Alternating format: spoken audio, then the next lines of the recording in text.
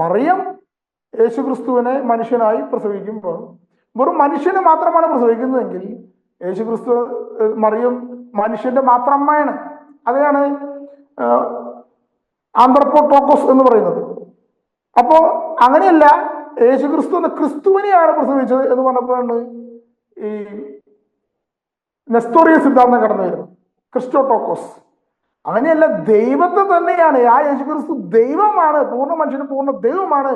അത് ഹൈപ്പോസ്റ്റാറ്റിക് യൂണിയനിലാണ്. അതുകൊണ്ട് മറിയത്തിനെ തിയോട്ടോക്കോസ്, കർത്താവിന്റെ അമ്മ, ദൈവമാതാവ് എന്ന് വിളിച്ചേ തീരൂ. അതിന് ബൈബിളിലുള്ള ആ പദത്തിന്റെ അർത്ഥം എന്ന് സഭാ പണ്ഡിതന്മാർ അന്നേ എല്ലാവരും ഒരുമിച്ചിരുന്ന്, സഭാപിതാക്കന്മാർ എന്ന് പറഞ്ഞതാ, എല്ലാവരും ഒരുമിച്ചിരുന്ന് എനിക്ക് തോന്നിയത് അല്ലല്ലോ നിനക്ക് തോന്നിയത്, രണ്ടും ഈക്വൽ അല്ലേ, ശരിയല്ലേ?